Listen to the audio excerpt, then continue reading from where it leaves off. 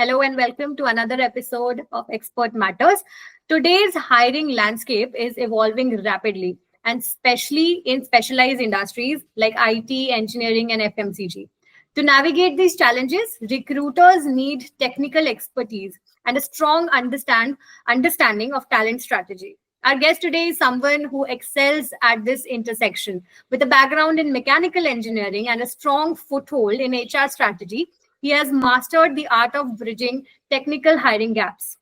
He has been instrumental in talent acquisition, client relations, and recruitment strategy. Let's welcome Kapil Tiwari to Expert Matters. Thank you, Kapil, for taking out time for Expert Matters. Thank you so much, Shruti, for considering me for this episode, and also thank you so much for me inviting in this episode of Expert Matters. So, yeah, thank you so much for this My opportunity. first question to you, Kapil, would directly jumping into your career trajectory. So, what made you switch from mechanical engineering to HR, complete two different industries and two different career transitions? Yeah, so it's been a long story actually. So as a mechanical engineer, it was not my first choice of job basically. So I started as a mechanical engineering aspirant, as a mechanical engineering aspirant. So I was aspiring for a job in mechanical engineering. I got placed in mechanical engineering as well, but it was long back in 2019, right? So when I passed my BTech in mechanical engineering from one of the premium institute in Uttarakhand, which is Graphic Rahal University, and then I got placed in one company as a mechanical engineer, and then everyone knows COVID-19 came, and it got affected my job as well. So I went to my hometown. Then I was searching out for new opportunities in mechanical, but somehow I didn't get any opportunity because due to the shutdown in mechanical sector, right, mechanical industry. So mechanical sector got affected much basically. So I found a advertisement actually, so in talent acquisition, and I didn't know anything about talent acquisition. I just had a clarity that HR is one role. I didn't have any clarity on HR talent acquisition at that moment, right? So when I saw the advertisement, then I tried to I thought of to apply on that opportunity because I didn't have anything at that moment, and I was in my hometown only. So I applied for that position and got selected. सो कहते हैं ना कि शुरू मजबूरी में किया था but फिर मजा आ रहा है सो I joined that company, and in few months when I started working there, so I loved that work. I liked that work because that was something related to technical recruitment, right? It was a technical recruitment, IT recruitment. So though I'm not from computer science background, but I have a bit clarity on the computer science aspects as well, fundamentals as well. So I like the job, and so HR is something. I think HR is something which is, so when you are a HR person, you are on the other side of table, right? So when you are a candidate and when you are an HR, so it's completely different thing. So I found this job as a reputed job, and I found this job as a good job to pursue in your career, right? So the work was very good, and I was interacting with, so after my BTech, right, I was interacting with the engineers. I was interacting with IIM candidates, the premium candidates. So that was something which is a very new area for me and very exciting opportunity for me as well. So I worked for 7 8 months there, and after that I moved back to Delhi NCR because to search new opportunity to in my career growth basically.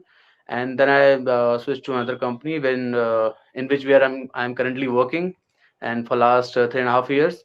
And so it was a very great journey with the company, right? And in HR field as well. So it was very nice for me, and it was not my choice, but ultimately it made my career. It made a big impact in my career as well, right? Amazing. So, जो होता है अच्छे के लिए होता है. How did your technical background, say for example in mechanical engineering, how did it help you in HR? Did it contribute it or did it not? A lot. I would say that because in technical recruitment, when it's your technical recruitment, because every engineer who's be it mechanical engineering, computer science engineering, civil engineering, is a technical guy, right? And you must have heard कि engineer है तो कुछ भी कर सकता है and especially it's mechanical engineer, right? So basically as a technical person in mechanical engineering, it helps me a lot into the specific roles in manufacturing industry, in engineering, R&D sectors, right?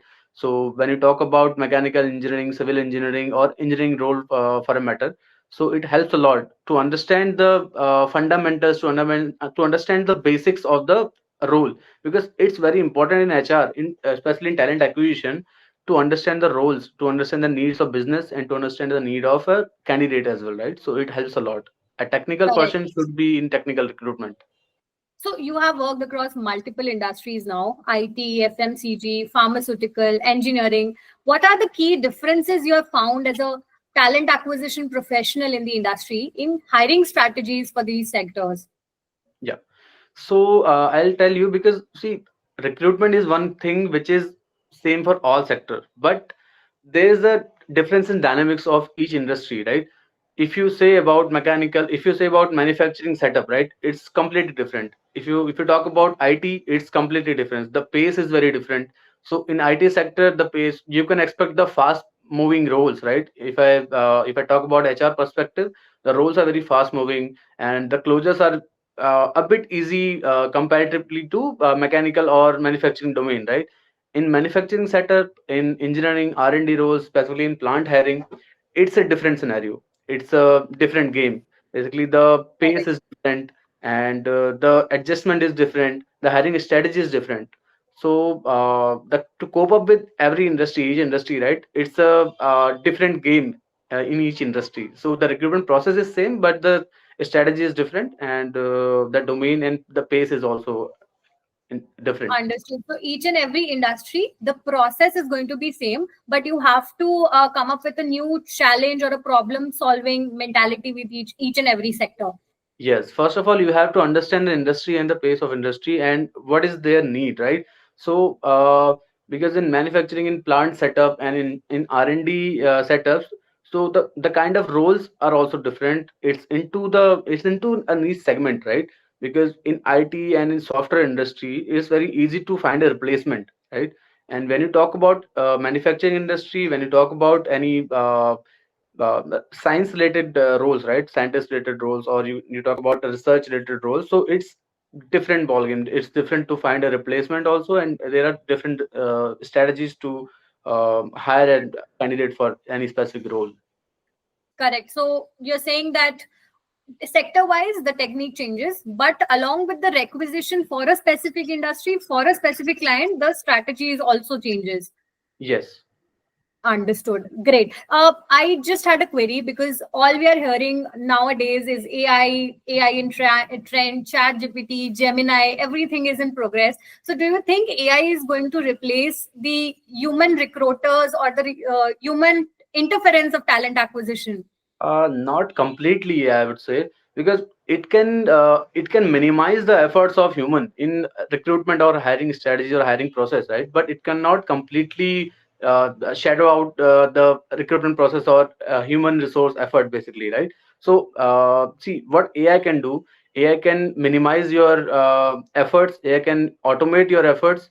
But for specific talent acquisition or specific hiring, right, you need some consultants, and you need some emotional touch as well, right? So because AI cannot judge any specific hiring any candidate on the emotional aspects, right?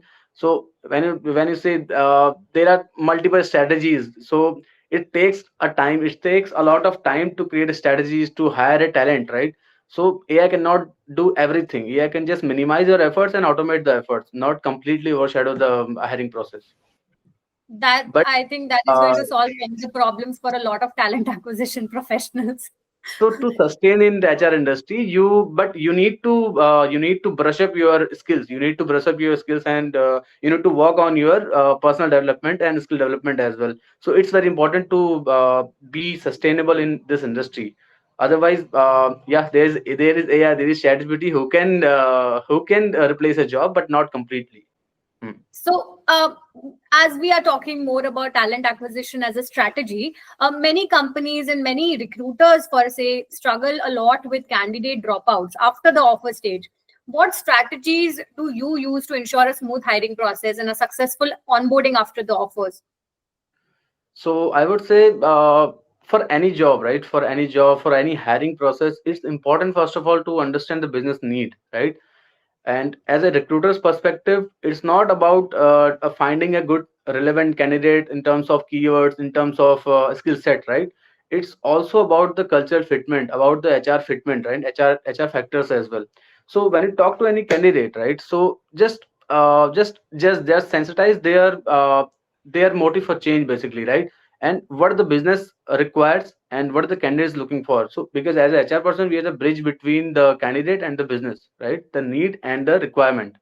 So it's very important. And also when you select a good candidate, right, for any specific position, it's very important to give them the information about the job description, about the company background, right? Because you are the gateway for their career, right? Because if you are making a switch, HR is the first person who will make your career or who will ruin your career, right? So there are different. So it's very important for an HR person to give proper information, proper company background about the scope of the work, roles and responsibilities the candidate will have to do, right? So and also once the candidate gets selected, there should be a proper timely follow-ups. There should be so it should be a two-way transaction, right? Not okay, you have received the job description, yeah, I have shared your profile, okay, yeah, you got selected, you got offered, congratulations. This is not the thing. So you have to make a repo, you have to make a network, right? Because that is an asset for you as well, right? So because HR is all about networking, so if you have the good connects, if you have the good networks, so they will remember you for their life, because you have changed their life. You have given them the opportunity to in their career to grow faster, right? Definitely. So you just mentioned a very, I think, amazing fact that being from a coordination role, HR is now evolving and now becoming the primary goal in each and every interview stage. And also when you take job opportunity, when you get an opportunity, and when you create an opportunity. So I think Yes. it's the prime role in each and every segment of the business nowadays. My next question to you, Kapil, would be: you handle a team of recruiters and a talent acquisition professionals in your current role. What are the major or what are the common mistakes nowadays recruiters make? Not specific to your team, but specific to nowadays recruiters who have recently entered in the industry. And what could be the alternative measures, how they can improve these small and common mistakes in the industries? Yes. So recruitment, when a recruiter enters in the system, right? So first of all, you have to understand the need or the business basically, right? So you have to understand recruitment. What is recruitment, right? What is talent acquisition? So most of the recruiters made a mistake basically. So they directly jump into keywords. They receive the job description, they directly jump into the keywords, the search portals, right? And they just try to find a good candidate, but you are not clear on the job description as of now, right? So first of all, you have to understand the business need. What is the role? So I would suggest for any recruiter, if you are into talent acquisition and talent in technical recruitment, right, you have to first understand the technicality of that role, right? For example, if I give you an example of any let's take the one example of manufacturing domain, right? If you are into, let's take example for any product development, right? Any product development for any personal care division, let's say for example. So if you don't know the process of that formulation, that product development, how you will convey the message to the candidate, right? And on the other side, the candidate on the other side, right, on the other side of table, so he will also know that this is a recruiter who knows everything, who knows the aspects of this role, right, who knows the process. So you should not it's not mandated to be from that same domain, but you should have a bit understanding, that the technical understanding on that role, right? You should be well aware of the process, that what is the process, how it is done basically, right? So this is important to understand the process and the business basically, first of all. And when you understood the job description, then make a strategy how to find the good candidate on HR aspects, on technical aspects, and on while calling the candidates on screening call basically, right? So very important to it's very important to research about the role, to research about the company you are hiring for, and to analyze the candidates need basically. What is the motive for change the candidate is looking out? There can be various reasons. there can be location factor, there can be money factor as well, there can be roles and responsibility, the career growth as well. So there are various factors, so it's important to know everything about the process. Then you can go to the search, or then you can talk to any candidate. Understood. Great, great advice. I have made a note of it. So just to drop down and make it a conclusive bullet points, if out of what you have said, correct me if I'm wrong, don't make recruitment a transaction, but a clear communication backed up by research about the client and the company. Yes. Second is going to be create a very strong strategy before you start working on any client or any specific requisition. And the third is Definitely. going to be the networking is the key to find the best client and the candidates in the industry. Yes. Kapil, my next question is going to be how do you handle difficult hiring situations? Say, for example, when a top candidate rejects an offer or a client changes their requirements mid process, how do you manage that shift in hiring? Yes. So first of all, it's a recruitment process, right? So there are two parts, that if the candidate could be a select for the position or a reject for the position, right? If a good candidate gets select for the position, right? So it's very important to take the timely follow-ups, right? To understand their needs, what their opinion for the roles and responsibilities, how they have understood the role, right? Are they well aware of the position, their scope of the work, their stakeholder management, their reporting structure? It's important to understand about the candidate's opinion, right? First of all, and then if the candidate rejects the offer, right? So it's also very important to understand their reason for declining that opportunity, right? Like whether you have received any good offer, or in terms of roles and responsibility, in terms of money, right? In terms of various reasons. So if you try to understand the candidate, right? So you will get something, you will get you will be able to you will be able to create that bridge between candidate and you, right? Try to minimize the gap, take timely follow-ups, take timely follows with the client and the candidates as well, right? And you Amazing. talk about the when the client changes the requirement in midway, right?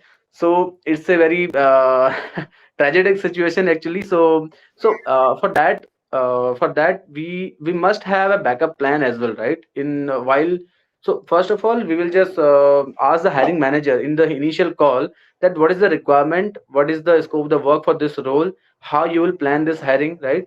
And if they are clear on the requirement, right, you will not have this problem in the later stage.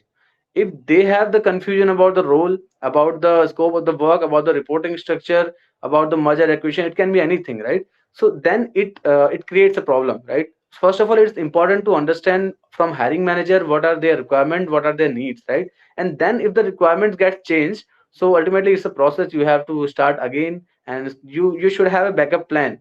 And you have understood this the requirement, but as a good recruiter, as a good consultant, it should be your duty to understand the job requirement, and if there is any correction, you should very politely ask the hiring manager that this is the input from my end, so please let me know if there is any correction. So this can be done to minimize these processes, to minimize these efforts. But otherwise, if everything doesn't work, so then will have to start from scratch. So it's a process basically.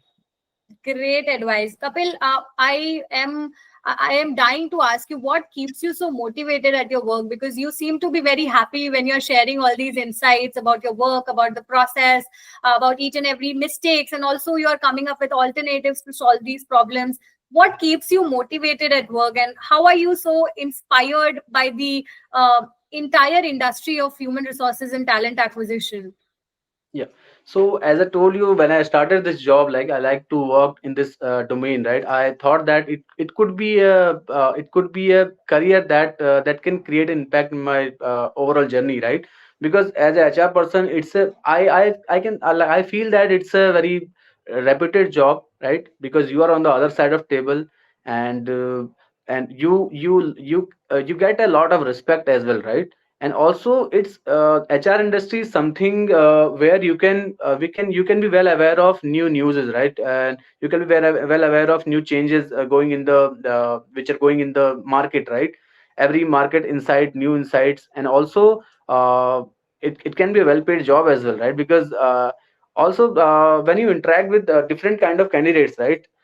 And it improves your analyzing skills, because you will have to talk to 10 different candidates, for example, right? 10 different candidates, 10 different clients, right? It improves your personality, it improves your decision making, it improves your analytical skills, right? So yeah, this keeps me motivated, and yeah, because I'm very happy in this career, and I would suggest everyone who is making a step in this industry, right, in this HR industry, to not to jump directly into the any role, right? Just please analyze that role first, understand the requirement, understand the role, and please align with your goals. If it is aligning with your goals, if it is aligning with your career trajectory, then you can have a you can have a great fun in this career as well, right, in HR industry. Great insight.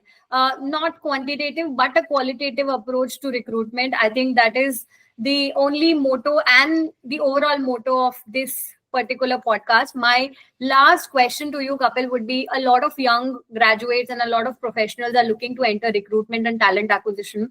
What advice would you give to succeed and to start a position in this field? Yeah. So as I mentioned in the last question as well, so anyone who is starting the career in HR, right? First of all, you should understand the HR aspects, right? What is HR? Who is HR? HR is basically human resource, right? So you have to understand what is HR and how you can plan accordingly. There are various fields in HR. It can be talent acquisition, it can be operational, right? It can be HR generalist, it can be anything, right? For example, because I'm in talent acquisition, so this podcast, I believe, it was more into talent acquisition, around the talent acquisition basically, right? So you have to understand the basics of HR and just choose your specific domain in which you feel that it can be a impactful career in your impactful step in your career basically, right? Just choose wisely and take time. It takes time to understand any role, be it HR or any specific role. It takes time to understand the requirement and the role, right? Just give it a time. So patience is one thing which can be very impactful in your overall journey, right? So for example, if I'll give you an example, right? If someone joined my team, right, for example, and for 2 3 months or 4 months they didn't get any selection or conversions, right?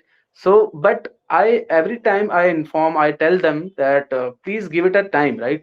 And you put your efforts, and doesn't and you don't bother about the results basically. So there is one mantra. So karmane vadikaraste ma phale sukadachano ma karma phale turbhu mate sangosh karmani. So कर्म करते रहो, फल की चिंता मत करो। ऐसा नहीं कि फल की चिंता नहीं करनी है, बट आप अपने इनपुट्स दो और उसके बाद अपने क्वालिटी वर्क दो। ऐसा नहीं कि आप क्वांटिटी वर्क्स पे जा फोकस कर रहे हो। So please focus on quality and your inputs, right? And you will get the results in the later stage. So this is the mantra I follow and my team follows.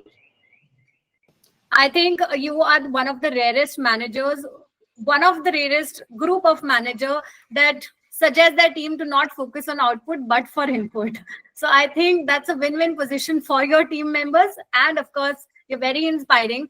So I personally got to learn a lot of things in this particular podcast. Thank you so much, Kapil, for joining in today.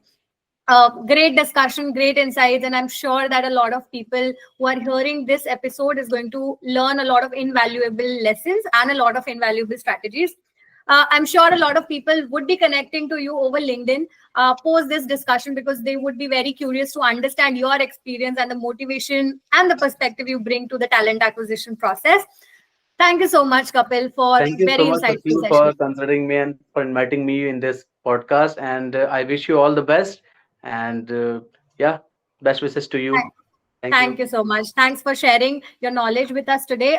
For all the viewers, please like, share, and subscribe and comment on this video to get the maximum output. And please connect with Kapil Tiwari on LinkedIn. We are going to attach the link of his LinkedIn profile in the description below, so that you can be very curious about the industry and be a very valuable member in the industry. Thank you so much. Thanks, Kapil. Thanks, Shruti. Thanks. Bye.